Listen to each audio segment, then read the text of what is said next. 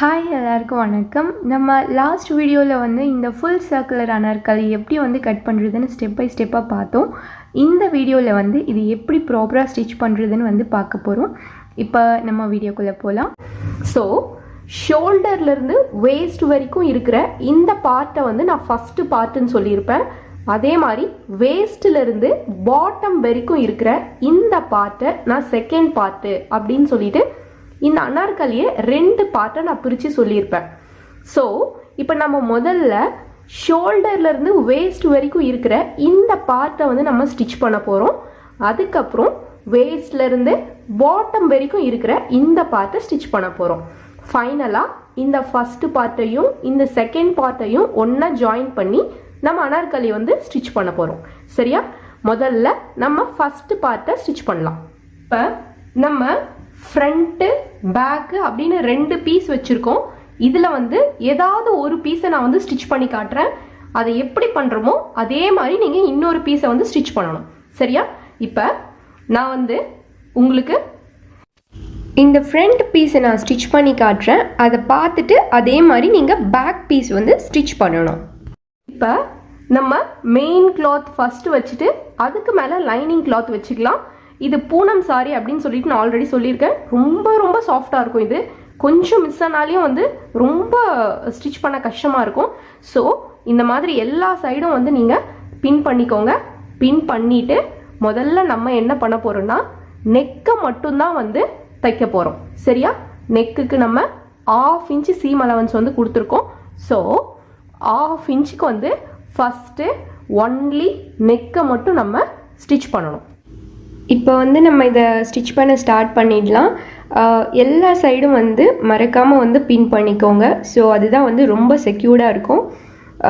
So இது வந்து ரொம்ப வழுவழுன்னு இருக்கிற கிளாத்து.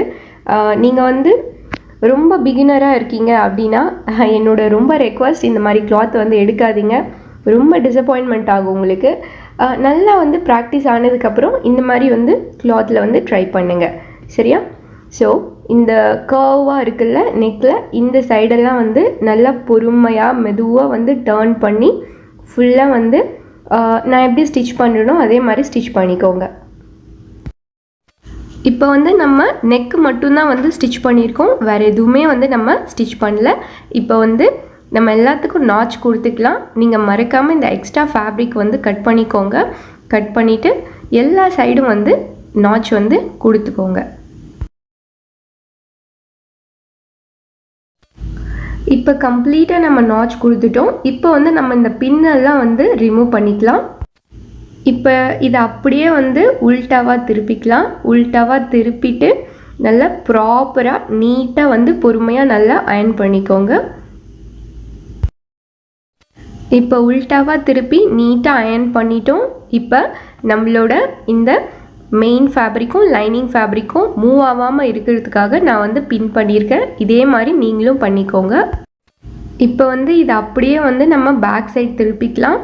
பேக் சைட் திருப்பிட்டு நம்ம மெயின் கிளாத்தையும் லைனிங் கிளாத்தையும் ஒன்றா வச்சு ஃபுல்லாக வந்து ஓரத்துலேயே நான் இங்கிருந்து ஸ்டிச்சை ஸ்டார்ட் பண்ணி ஃபுல்லாக வந்து நான் ஓரத்தில் மெயின் கிளாத்தையும் லைனிங் கிளாத்தையும் சேர்த்து ஸ்டிச் பண்ண போகிறேன். இதே மாதிரி நீங்களும் லைனிங் கிளாத் அண்ட் மெயின் கிளாத்தை சேர்த்து ஓரத்துலேயே வந்து ஸ்டிச் பண்ணிக்கோங்க. இது ஜஸ்ட்டு வந்து நம்ம லைனிங் கிளாத்தையும் மெயின் கிளாத்தையும் ஒன்றா வந்து ஓரத்தில் அட்டாச் பண்ணுறதுக்காக தான் நம்ம வந்து இந்த ஸ்டிச் வந்து பண்ணுறோம். ஸோ இந்த ஃபேப்ரிக் பற்றி நான் ரொம்ப பயன்படுத்துகிறேன்னு நினைக்காதீங்க. ஏன்னா ஸ்டார்டிங்கில் வந்து இது ரொம்ப வந்து டஃப்பாக இருக்கும். இந்த ஃபேப்ரிக்கு ரொம்ப கொஞ்சம் நம்மளுக்கு வந்து ஸ்டிச் பண்ணி பண்ணி பழகினதுக்கு அப்புறமா தான் கம்ஃபர்டபுளாகும். ஸோ நான் பயன்படுத்தலை. பட் கொஞ்சம் டஃப்பாக தான் இருக்கும். அதனால் வந்து பொறுமையாக ஸ்டிச் பண்ணுங்கள். ஒன்றும் அவசரமே இல்லை. ஸோ பொறுமையாக மெதுவாக ஸ்டிச் பண்ணால் சூப்பராக வரும்.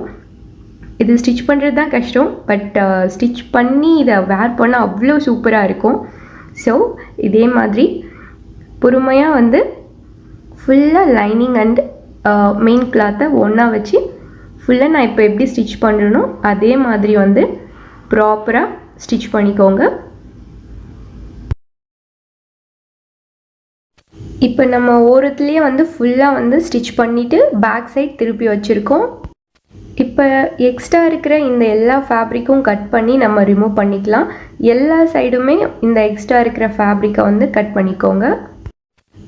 இப்போ வந்து நம்ம எக்ஸ்ட்ராலாம் கட் பண்ணிட்டோம். நெக்ஸ்ட்டு வந்து நம்ம இந்த 2 டாட்டும் வந்து நம்ம பிடிக்கணும். சரியா?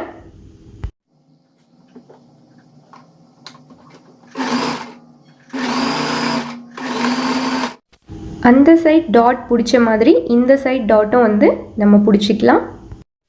இப்போ இந்த பார்ட்டு நம்ம எப்படி தைச்சோமோ அதே மாதிரி நம்ம இன்னொரு பார்ட்டையும் வந்து தைச்சிக்கலாம். இப்போ நம்ம 2 பார்ட்டும் வந்து ஸ்டிச் பண்ணிட்டோம். இப்போ நம்ம நெக்ஸ்ட்டு வந்து என்ன பண்ணணும்னா 2 பார்ட்டுக்கும் ஷோல்டர் வந்து 2 சைடும் வந்து நம்ம அட்டாச் பண்ணணும்.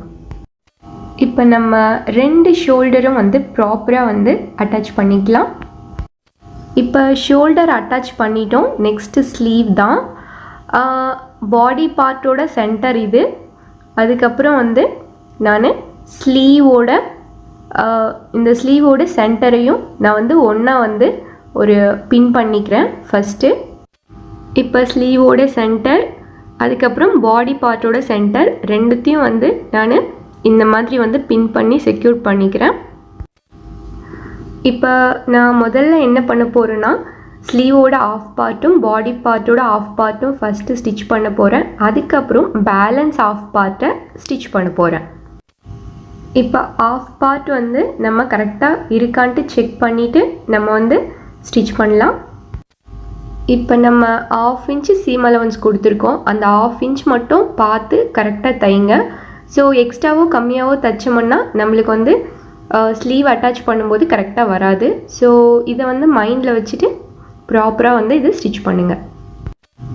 இந்த ஆஃப் பார்ட் நம்ம ஸ்டிச் பண்ணிட்டோம். ஸோ இதே மாதிரி இந்த பேலன்ஸ் ஆஃப் பார்ட்டை இன்னொரு ஆஃப் பார்ட்டு கூட வந்து நம்ம சேர்த்து இந்த மாதிரி இப்படி ஒன்றா வச்சுட்டு நம்ம ப்ராப்பராக வந்து ஸ்டிச் பண்ணிக்கலாம்.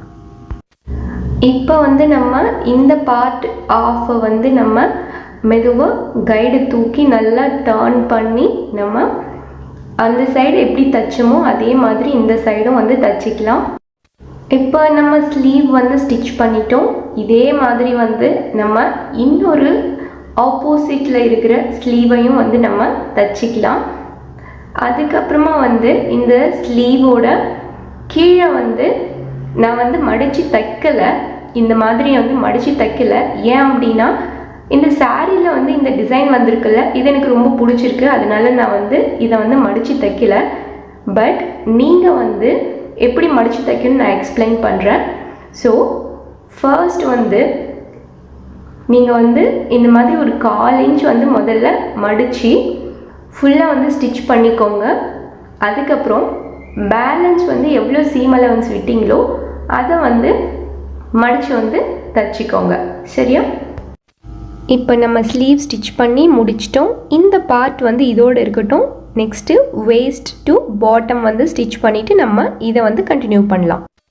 வேஸ்ட் டு பாட்டம் முதல்ல வந்து லைனிங் வந்து நம்ம ஸ்டிச் பண்ணலாம். இப்போ இதில் வந்து நம்ம இது வந்து லைனிங் கிளாத். இதில் 2 லைனிங் கிளாத் வந்து இருக்குது. ஒரு லைனிங் கிளாத் வந்து ஃப்ரண்ட்டுக்கு, இன்னொரு லைனிங் கிளாத் வந்து நம்ம பேக்குக்கு வந்து யூஸ் பண்ண போகிறோம். அதுக்கப்புறம் வந்து இந்த குட்டியாக இருக்குல்ல, இதை வந்து நம்ம ஒட்டு கொடுக்க போகிறோம். ஓகேவா? ஃபர்ஸ்ட் இந்த மாதிரி ஒட்டு கொடுத்து ஸ்டிச் பண்ணிடணும். அதுக்கப்புறமா வந்து இன்னொரு பார்ட் இங்கே இருக்கு இல்லையா, இதுக்கு வந்து நம்ம இந்த பீஸை வச்சு ஒட்டு கொடுத்து தனித்தனியாக ஸ்டிச் பண்ணணும். இப்போ வந்து இதை ஒட்டு கொடுத்து முடிச்சதுக்கப்புறமா நம்ம கீழே ஓரம் வந்து இதை வந்து இந்த மாதிரி 2 ஃபோல்டாக மடித்து ஃபுல்லாக ஸ்டிச் பண்ணணும். இதை எப்படி ஸ்டிச் பண்ணுறோமோ அதே மாதிரி இன்னொரு பார்ட்டையும் வந்து நம்ம ஸ்டிச் பண்ணிக்கணும். இப்போ முதல்ல வந்து நம்ம இதை ஒட்டு கொடுத்து ஸ்டிச் பண்ணிடலாம். 2 பார்ட்டுக்கும் இதே மாதிரி வந்து நம்ம இந்த குட்டி ஃபேப்ரிக் துண்டை வந்து ஸ்டிச் பண்ணி ப்ராப்பராக பண்ணிக்கலாம். இப்போ வந்து இந்த ஓரத்துலேயே வந்து இதை வந்து இந்த மாதிரி டபுளாக வந்து மடித்து நம்ம ஃபுல்லாக ஸ்டிச் பண்ணிக்கலாம். 2 பீஸ்க்குமே பண்ணிக்கணும். இப்போ நம்ம 2 கிளாத்தையும் ஒட்டு கொடுத்துட்டோம், கீழவும் மடித்து தைச்சிட்டோம். இப்போ வந்து மெயின் கிளாத் எப்படி பண்ணுறதுன்னு பார்க்கலாம். இப்போ நம்மளோட மெயின் ஃபேப்ரிக்கோட அடியில் வந்து பீக்கோ பண்ணிக்கோங்க. உங்ககிட்ட பீக்கோ ஒயர் இருந்துச்சுன்னா அதை வச்சு பண்ணிக்கோங்க. நான் வந்து இதை 2 in 1 ட்ரெஸ்ஸாக யூஸ் பண்ண போகிறேன். ஸோ வந்து பீக்கோ ஒயர் இருக்கும்போது நான் அதை கவுன் மாதிரி யூஸ் பண்ணுவேன். பீக்கோ ஒயர் வந்து ரிமூவ் பண்ண முடியும். ஸோ ரிமூவ் பண்ணிவிட்டு நான் இதை அனார்கலியாக யூஸ் பண்ணிப்பேன். ஸோ இது ஒரு சின்ன ட்ரிக் யூஸ் பண்ணுவாங்க. ஸோ இந்த மாதிரி பண்ணோம் அப்படின்னா இதை வந்து நம்ம வந்து 2-in-1 ட்ரெஸ்ஸாக வந்து யூஸ் பண்ண முடியும். ஸோ அந்த மாதிரி தான் நான் பண்ண போகிறேன்.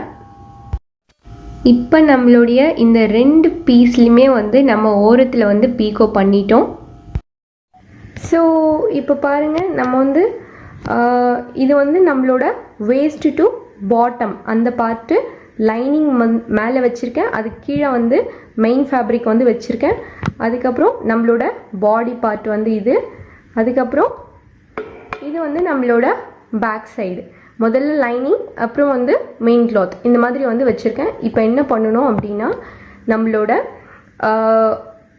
ஷோல்டர் டு வேஸ்ட் இருக்குல்ல, இந்த ஃபஸ்ட்டு பார்ட்டையும் இந்த செகண்ட் பார்ட்டையும் வந்து நம்ம அட்டாச் பண்ணணும். அதே மாதிரி தான் அந்த பாட்டமையும் இந்த டாப்பையும் ரெண்டுத்தையும் வந்து நம்ம அட்டாச் பண்ணணும். ஓகே, இப்போ வந்து நம்மளோட ட்ரெஸ்ஸோட ஃபஸ்ட்டு பார்ட்டு செகண்ட் பார்ட்டு அப்படின்னு நான் வந்து 2ஆக பிரித்து இந்த ட்ரெஸ்ஸை வந்து பண்ணியிருந்தேன் இல்லையா. ஸோ அது ரெண்டுத்தையும் வந்து நம்ம ஒன்றா வந்து ஜாயின் பண்ணுறோம். அதை தான் வந்து நீங்கள் இப்போ பார்த்துட்ருக்கீங்க. இதே மாதிரி நீங்களும் வந்து ஜாயின் பண்ணிக்கோங்க.